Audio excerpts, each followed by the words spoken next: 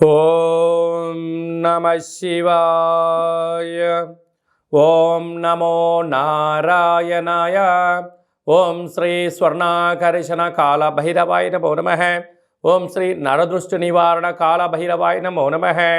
ఓం కాళకాలాయ విద్మహే కాళాతీతాయ ధీమహి తన్నో శ్రీ స్వర్ణాకర్షణ కాల భైరవ ప్రచోదయాతు. మా ఛానల్కి స్వాగతం. చూస్తున్న వీక్షకులకు ప్రేక్షకులకు ప్రియ కాళభైరవ భగవద్బంధులకి స్వాగతం పలుకుతూ మమ్మల్ని ఎంతగానో ఆదరిస్తూ ఉండబడినటువంటి ప్రియ సోదర సోదరీమణులకు అందరికీ సనాతన హిందూ ధర్మ పరిరక్షకులకు సంరక్షకులకు జ్యోతిష అభిమానులకు స్వాగతం పలుకుతూ నూతన ఆంగ్ల సంవత్సరం ప్రారంభం అయిన తర్వాత జనవరి నెలలో ద్వితీయార్థంలో అనగా 16వ తారీఖు నుండి 1/2024 31/1/2024 వరకు పుట్టినటువంటి వారందరికీ కూడా ముందస్తుగా జన్మదిన శుభాకాంక్షలు. గతంలో వివాహం చేసుకున్న వారికి వివాహ వార్షికోత్సవ శుభాకాంక్షలు. ఆ యొక్క నరదృష్టి నివారణ కాళభైరవ స్వామి యొక్క ఆశీస్సులు అందరిపైన ఉండాలని, ఒక్కొక్క మాసంలో ఒక్కొక్క కాళభైరవుడు ఉంటాడు కనుక ఈ యొక్క పుష్యమాసంలో శుక్లపక్ష అష్టమి పూర్ణిమ సందర్భంగా శ్రీ క్షేత్రపాలక కాళభైరవ స్వామి వారి యొక్క ఆశీస్సులు అందరినీ చల్లగా చూడాలని, ఎవరైతే ఏ వృత్తులు అయితే చేస్తున్నారో విద్య, ఉద్యోగ, వ్యాపార, వ్యవసాయ, రాజకీయ, సేవా రంగాల్లో ఉండబడినటువంటి వారందరికీ కూడా సకల అష్టకష్టాలు తొలగిపోయి అష్ట ఐశ్వర్యాలను ప్రసాదించాలని శ్రీ క్షేత్రపాలక కాళభైరవ స్వామివారిని, అందరిపైన నరదృష్టి నివారణ కలగాలని నరదృష్టి నివారణ కాళభైరవ స్వామివారిని వేడుకుందాం. ద్వాదశ రాశుల్లో గ్రహ గమనాలు ఒకసారి వీక్షింపచేద్దాం. మేషరాశిలో గురు సంచార స్థితి, కన్యరాశిలో కేతు సంచార స్థితి, వృశ్చిక రాశిలో శుక్ర సంచార స్థితి, ధనస్సు రాశిలో కుజుడు మరియు బుధ సంచార స్థితి, మకర రాశిలో ఏడాది తర్వాత రవి సంచార స్థితి, కుంభరాశిలో శనేశ్వర స్వామివారు స్వక్షేత్ర సంచార స్థితి, మీనరాశిలో రాహు సంచార స్థితితో ద్వాదశ రాశుల్లో గ్రహ గమనాలు ఈ విధంగా ఉన్నాయి. 19వ తారీఖున శుక్ర భగవానుడు ధనుసు రాశిలోకి సంచార స్థితి ఈ విధంగా ఉంది. వృషభ రాశి వారు పుష్యమాసంలో గురువారము పూర్ణిమ సందర్భంగా ఎలాంటి విధి విధానాలు పాటించాలో ఈ వీడియోలో సవివరంగా సంపూర్ణంగా తెలుసుకుందాం. వృషభ రాశిలో ఏ ఏ నక్షత్రాలు వస్తాయి అనగా కృతికా నక్షత్రంలోని 2, 3, 4 పాదాలు, రోహిణి నక్షత్రంలోని 4 పాదాలు, మృగశిర నక్షత్రంలోని 1, 2 పాదములు కలిపితే వృషభ రాశి. అలాగే చాలామందికి పుట్టినటువంటి కాల సమయంలో డేటా ఆఫ్ బర్త్లో లేనటువంటి కారణం చేత పేరు యొక్క మొదటి అక్షరాన్ని అనుసరిస్తూ ఆ రాశిని తెలుసుకునే ప్రయత్నం అవుతుంది. అవి ఏ అక్షరం సరే పరిశీలన చేద్దాం. ఈ, ఉ, ఏ, ఓ, వా, వి, ఉ, వే, ఓ అక్షరాల వారందరూ వృషభ రాశి జాతకులే. వృషభ రాశి యొక్క అధిపతి శుక్రుడు. వీరికి ఈ పూర్ణిమ తిథి ఎందున పునర్వసు నక్షత్రము మరియు పుష్యమి నక్షత్రం రోజు రావడం వల్ల గురు పుష్యార్క యోగము అంటారు. అర్కము అనగా తెల్ల జిల్లెడి యొక్క వృక్షము. కనుక వృషభ రాశి యొక్క అధిపతి శుక్రుడు అవ్వడం వలన యంత్ర, మంత్ర, తంత్ర, తాంత్రిక పరమైనటువంటి విద్యల యందు వీళ్ళకు చాలా ఆసక్తిగా ఉంటుంది. పెద్ద పెద్ద గొప్ప గొప్ప పనులను, ఎవరు చేయలేని పనులను వీరి ఆలోచన ద్వారా, వీరి యొక్క సమయస్ఫూర్తి ద్వారా విజయం సాధిస్తూ ఉంటారు. వీరికి ఆ శ్వేతార్క గణపతి స్వామికి ఆశీస్సులు కలిగినట్లయితే అద్భుత యోగం కలుగుతూ ఉంటుంది. కనుక ఆ రోజు తెల్ల జిల్లెడి యొక్క వృక్షాన్ని పై కొమ్మలు తీసేసి అందులో తీసినట్టు పెకలించినట్లయితే శ్వేతార్క గణపతి తెల్ల జిల్లెడి యొక్క వృక్షంలో గణపతి స్వామి నమూనా ఉంటుంది. తీసుకొచ్చుకొని ఇంట్లో పెట్టుకోవడం వలన మీకు అద్భుతమైనటువంటి, మీకు రాబోయేటువంటి 7 తరాల వరకు యోగం కలుగుతుంది. మాకు రెంటెడ్ ఇల్లు అండి, అలా పెట్టుకోవడం కుదరలేదు అన్నట్లయితే ఒక తెలుపు క్లాతులో ఈ యొక్క బియ్యాన్ని లేకుండా బొబ్బర్లను మూటకట్టి ఒక తెల్లటి పేపర్ పైన పసుపు రంగు పెను చేత మీ కోరికలు వ్రాసి తెల్ల జిల్లేడు యొక్క వృక్షానికి ముడుపు కట్టండి. మా ప్రాంతంలో ఇలాంటివి లేవు అనుకున్నట్టయితే ప్రవహించే నీటిలో వేయండి. అక్కడ కుదరలేదు బ్రాహ్మణుడికి దానం ఇవ్వండి. అది కూడా కుదరలేదు మనము సదాశివుడికి లేకుంటే విఘ్నేశ్వర స్వామి వారికి అభిషేకం చేసి వీటిని తీసుకుని వెళ్ళి గోమాతకు సమర్పించినట్లయితే ఈ యొక్క వృషభ రాశి వారికి అద్భుతమైన విపరీతమైన రాజయోగం కలుగుతుందని చెప్పి గమనించాలి. అలాగనే పంచమ స్థానంలో కేతు సంచార స్థితి ఉండడం వల్ల పిల్లల యొక్క చదువులు అభివృద్ధిలో ఉన్నతమైన విజయం మీ సొంతం కాబోతుంది. సప్తమంలో శుక్ర సంచార స్థితి ఉండడం వలన సంపూర్ణమైన వివాహ ప్రయత్నం చేసేటువంటి వారికి నూతన భూములు, వస్తువులు, బంగారు ఆభరణాలు, క్రయ విక్రయాలు వీరికి యోగదాయకం. కుజదోష ప్రభావం కారణం వలన మీ యొక్క జన్మ నక్షత్రం రోజున అష్టమి పూర్ణిమ తిథి ఎందున వివాదాలకు దూరంగా ఉండండి. దూరావాయు జల ప్రయాణాలు చేయకపోవడం ఉత్తమోత్తం. క్రయ విక్రయాలకు దూరంగా ఉండడం వల్ల 90% యొక్క ప్రమాదాలను మీకు మీరే నివారించుకునే పరిస్థితి అధికంగా కనపడుతుంది. భాగ్యస్థానంలో రవి సంచార స్థితి ఉండడం వల్ల భార్యకు కానీ భర్తకు కానీ అనారోగ్య పరిస్థితి పొంచి ఉంది కనుక సకాలంలో తిండి, సకాలంలో నిద్ర, తగు వ్యాయామం చేసినట్లయితే, సూర్య నమస్కారం చేసినట్లయితే అనారోగ్యం నుంచి, మానసిక ఒత్తిడి నుంచి మీరు బయటపడడానికి అనేక అవకాశాలు ఉన్నాయి. రాజ్యస్థానంలో శనిచర స్వామివారు ఉండడం వలన గృహ మార్పు, ఉద్యోగ మార్పు, స్థల మార్పు ఉండే అవకాశాలు ఉన్నాయి. లాభస్థానంలో రాహు సంచార స్థితి ఉండడం వలన కష్టం మీది, ఫలితం పక్క వాళ్ళదే కాకుండా ఓపిక, పట్టుదల, క్రమశిక్షణ, ప్రతిదీ ప్లానింగ్తో చేయగలిగితే విజయం మీ సొంతం అవుతుంది. వ్యయంలో గురు సంచార స్థితి ఉండడం వలన ఆ బృహస్పతి యొక్క ఆశీస్సుల కోసం ఈ యొక్క చిన్న విధి విధానాన్ని మీరు పాటించగలిగినట్టే గురు యోగ్యత శక్తి మీ సొంతం అవుతుంది. అలాగనే హోటల్ వ్యాపారులు, వ్యవసాయ సోదరీమణులు, గృహ భవన నిర్మాణ కార్యక్రమం చేసేటువంటి వారు, సంపూర్ణమైన వ్యాపార సామ్రాజ్యాన్ని ఉన్నత స్థాయికి ఎదగాలి అనుకుంటున్న వారందరూ కూడా ఈ యొక్క చిన్న విధి విధానం పాటించండి. అద్భుతమైన సువర్ణ అధ్యాయానికి స్వాగతం పలకండి. 2024వ సంవత్సరంలో జనవరి నెలలో ద్వితీయార్థం అనగా 16వ తారీఖు నుండి 31వ తారీఖు వరకు ముఖ్యమైనటువంటి పండుగల గురించి క్లుప్తంగా, సవివరంగా, సంపూర్ణంగా తెలుసుకుందాం.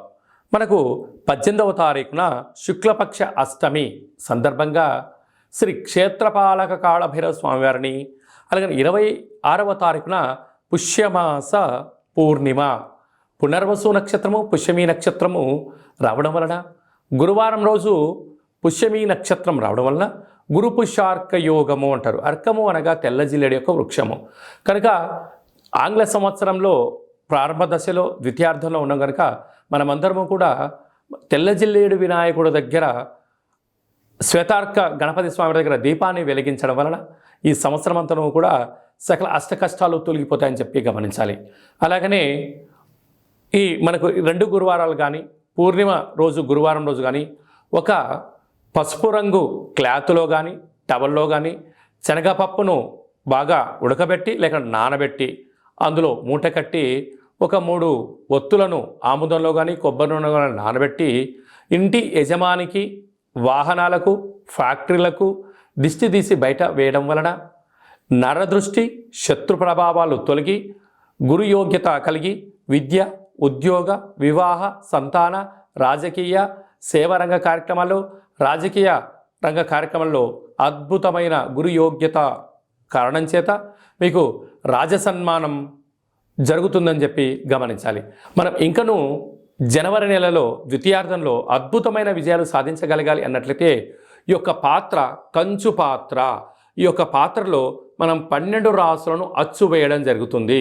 ఈ యొక్క పాత్రను మనం రోజు ఇంట్లో ఉదయం పూజ చేసిన తర్వాత లేకపోతే సాయంత్రం పూట దీపం, అగరబత్తులు వెలిగించిన తర్వాత ఈ పాత్రను ఇలా ఎడమ చేతిలో పట్టుకొని కుడి చేతిలో ఈ యొక్క కర్ర సహాయం తీసుకొని మనసులో మీరు 3 సార్లు ఓం కాలభైరవాయ నమః, లేకపోతే ఓం నరదృష్టి నివారణ కాలభైరవాయ నమః అనగా నరుడి యొక్క దృష్టికి నల్లటి నాపర ఎలా బద్దలైపోతుంటుందో దృష్టి దోషం కారణం చేత విద్యార్థులు చదువులో రాణించలేకపోవడం, అనారోగ్యం దరిచేయడం, నిద్రలేని రాత్రులు గడపడం, ఉద్యోగంలో సక్సెస్ లేకపోవడం, వ్యాపారంలో జన ఆకర్షణ లేకపోవడం, సంపాదించిన ధనము నిల్వ ఉండకపోవడం, పోలీస్ స్టేషన్లు, కోర్టు, గొడవలు, అనేక రకాల సతమతయ్యే పరిస్థితి ఉంటుంది. అలాగా మనము ప్రతిరోజు సూర్యోదయం నుంచి సూర్యాస్తమయం వరకు నిత్యము మనం ఏదో పనులు చేస్తూ ఉంటాం. అలాగా వ్యాపారాలు కానీ, నూతన వస్త్రాలు కానీ, బంగారు ఆభరణాలు కానీ, కొత్త కార్లలో తిరిగినప్పుడు అనేక మంది చూపుల యొక్క ప్రభావం మన పైన ఉంటుంది. అలాంటి ప్రభావాన్ని ఏ రోజుకు ఆ రోజు మనం తొలగించుకోగలగాలి అన్నట్లయితే ఈ యొక్క కాళభైరవ స్వామి వారి యొక్క అక్షయ పాత్రను గృహంలో ఉంచుకొని ఇలాగా శబ్దం చేసి ఇలా చిన్నగా మనసులో 3 సార్లు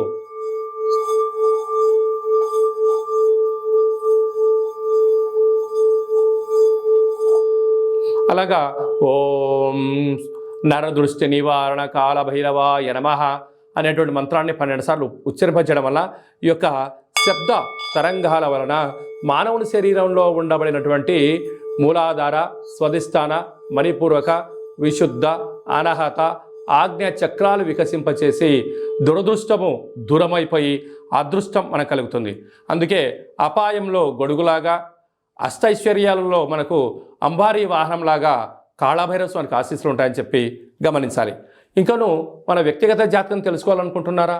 మీ యొక్క పేరు, పుట్టినటువంటి తేదీ, నెల, సంవత్సరం, సమయం రాసి మీరు వాట్సాప్లో పంపించగలిగినట్లయితే 100 సంవత్సరాల జాతకాన్ని రాసి పంపించి మీరు పుట్టినప్పుడు గ్రహ గమనాలు ఎలా ఉన్నాయి, ప్రస్తుతం ఎలా ఉండబోతున్నాయి, రాబోయే కాలంలో ఎలా ఉండబోతున్నాయో మీకు సవివరంగా సంపూర్ణంగా తెలియజేయడం జరుగుతుంది. అలాగే డేట్ ఆఫ్ బర్త్ లేనటువంటి వారికి మీ పేరు యొక్క మొదటి అక్షరాన్ని అనుసరిస్తూ హస్త సాముద్రికం ద్వారా అనగా మీ యొక్క చేతి యొక్క రేఖలను పరిస్థితిని బట్టి గవ్వల ద్వారా కాళభైరవ స్వామి యొక్క ఉపాసన బలం చేత భూత, భవిష్యత్, వర్తమానాన్ని తెలియజేయడం జరుగుతుంది. అలాగనే మీ యొక్క అబ్బాయి కానీ అమ్మాయి కానీ పుట్టినప్పుడు చిన్నపిల్లలకు ఆధ్యాత్మికమైనటువంటి పేర్లు ఎలా పెట్టాలి, న్యూమరాలజీ ప్రకారంగా ఎలా పేరు పెట్టుకోవాలో మన యొక్క దేవాలయంలో మీకు సవివరంగా సంపూర్ణంగా తెలియజేయడం జరుగుతుంది. అలాగా మీ అబ్బాయి కానీ అమ్మాయి కానీ వివాహం కావడం లేదా, అయినటువంటి అవ్వడానికి ఎందుకు ఇలా ఆటంకాలు జరుగుతూ ఉంటుంది, అలాగా అమ్మాయి యొక్క జాతకంలో కానీ అబ్బాయి యొక్క జాతకంలో ఎలాంటి దోషాలు ఉన్నాయి, ఆ యొక్క అబ్బాయి అమ్మాయి యొక్క జాతకంలో వివాహానికి సంబంధించినటువంటి గణాలు గుణాలు సవివరంగా తెలియజేయడం జరుగుతుంది. అలాగే వివాహమైన దంపతులు తరచుగా గొడవ పడడం, అనేక రకాలుగా ఇబ్బంది పడడం, పోలీస్ స్టేషన్లో కోర్టు అని విడాకులు తీసుకునే పరిస్థితి ఉంటుంది. అలా కాకుండా ఈ కింది నెంబర్ మీరు సంప్రదించి అపాయింట్మెంట్ తీసుకొని సంప్రదించగలిగినట్లయితే మీ యొక్క పేర్లలో స్వల్పమైన మార్పులు చేసి శ్రీ పార్వతీ పరమేశ్వరుల యొక్క ఆశీస్సుల చేత మీరు సంపూర్ణంగా జీవన విధానాన్ని సవ్యంగా సాగడానికి అద్భుతమైన సలహాలు, సూచనలు మీకు ఇవ్వడం జరుగుతుంటుంది. అలాగనే చాలామందికి కాళభైరవ మంత్ర ఉపదేశం ఎలా చేయాలి, కాళభైరవ నామ జపాన్ని ఎలా చేయాలి, కలియుగ కాలంలో కాలాన్ని శాసింపజేసే శక్తి మనకి ఎలా ఉండగలగాలి, యంత్ర, మంత్ర, తంత్ర, తాంత్రిక సాధన ఎలా చేయాలో మన యొక్క దేవాలయంలో చేయడం జరుగుతుంది. మన యొక్క దేవాలయంలో ప్రతి నెలలో 4 మంగళవారాలు, 4 శనివారాలు, శుద్ధాష్టమి, పూర్ణిమ, బహుళాష్టమి, అమావాస్య తిథుల యందున కూష్మాండ దీపాన్ని వెలిగింపచేయడం, కాళభైరవ స్వామికి విశేష అభిషేక కార్యక్రమాలు చేయడం, ఒక్కొక్క నెలలో ఒక్కొక్క కాళభైరవ స్వామి వారు ఉంటారు కనుక ఆ కాళభైరవ స్వామి వారికి హోమ కార్యక్రమాన్ని చేయించడం, అలాగనే మనకు ఏలనాటి శని ఉన్నా, అష్టమస్థాన శని ఉన్నా, అర్ధాష్టమ శని ఉన్నా, గ్రహ సంచార స్థితిలో శని సంచార స్థితి, సూక్ష్మ సంచార స్థితి, నవగ్రహాల్లో రవి, చంద్ర, కుజ, బుధ, గురు, శుక్ర, రాహుకేతు సంచార స్థితిలో ఉన్నప్పుడు మనం అనేక రకాలుగా స్వల్పమైనటువంటి ఇబ్బందులు పడుతూ ఉంటాం. ఈ యొక్క ఇబ్బందులను సంచిత, ప్రారబ్ధ, ఆగమిక అనే కర్మలను మనము కాళభైరవ స్వామి యొక్క హోమాన్ని చేయించి మీకు నరదృష్టిని తీయించేసి ఈ యొక్క కర్మను ఈ యొక్క కాళభైరవ సాధకులకు భిక్షగా భోజనాన్ని ఏర్పాటు చేయడం వలన మన యొక్క కర్మను స్వామివారి దగ్గర ప్రసాద రూపంలో ఏర్పాటు చేయడం వలన మనము సంపూర్ణమైనటువంటి అష్ట కష్టాలకు స్వస్తి పలికి నూతన సువర్ణ అధ్యాయ జీవితానికి స్వాగతం పలకడానికి కాళభైరవ స్వామి యొక్క భిక్ష చాలా అద్భుతంగా ఉపయోగపడుతుందని చెప్పి గమనించాలి. కనుక మనమందరము కూడా కష్టాలను తొలగించుకుందాం, ఐశ్వర్యాలకు స్వాగతం పలుకుతాం. మనం ఏదైతే అనుకుంటున్నామో ఉన్నతమైనటువంటి విలువలతో కూడుకున్నటువంటి ఆరోగ్యంతో కూడుకున్నటువంటి జీవన విధానాన్ని మనం సొంతం చేసుకుందాం. కనుక కాళభైరవ స్వామి యొక్క ప్రసాదాన్ని దానం చేద్దాం, కర్మను దానం చేద్దాం, అదృష్టాన్ని స్వీకరించాలని చెప్పి ఎవరికి ఎలాంటి అష్ట కష్టాలు లేకుండా అందరికీ అష్టైశ్వర్య ప్రాప్తిని కలిగించాలని కోరుకుందాం. కనుక ఆసక్తి గలవారు ఈ కింద సంప్రదించి కాళభైరవ స్వామి యొక్క పూజా విధానంలో పాల్గొనండి. అందరికీ అష్టైశ్వర్యాలు ప్రసాదించాలని నరదృష్టి నివారణ కాళభైరవ స్వామిని వేడుకుందాం. అందరిపైన స్వామి యొక్క ఆశీస్సులు ఉండాలని, చల్లని చూపులు చూడాలని ఆశీర్వదించమని వేడుకుందాం. ఓం శతమానం భవతి శతాయు పురుష సతేంద్రియ ఆయుష్యేవేంద్రియే ప్రతిష్టతి ధనం ధాన్యం బహుపుత్రలాభం శత సంవత్సరం దీర్ఘమాయు సర్వే జనా సుఖినో భవంతు లోకా సమస్తా సుఖినో భవంతు. సర్వం శ్రీ నరదృష్టి నివారణ కాళభైరవ దేవతార్పణమస్తు. హరి ఓం. ఈ వీడియో మీకు నచ్చినట్టయితే లైక్ చేయండి, షేర్ చేయండి, మా ఛానల్ని సబ్స్క్రైబ్ చేసుకోండి. నేను చేస్తున్న వీడియోలో మీకు ముందస్తుగా నోటిఫికేషన్ రావాలన్నట్టయితే గంట సింబల్ ప్రెస్ చేయండి, ఆల్ అనే బటన్ తెలియచేయండి. ఎవరైనా మన క్షేమాన్ని కోరుకుంటున్న వాళ్ళైనా అంటే మనం ఎవరి క్షేమాన్ని గురించి ఆలోచన చేస్తున్నట్లయితే ఈ యొక్క ఆధ్యాత్మికమైనటువంటి భక్తి సమాచారాన్ని వాళ్ళకు తెలియచేయండి. కాళభైరవ స్వామికి ఆశీస్సులు పొందండి.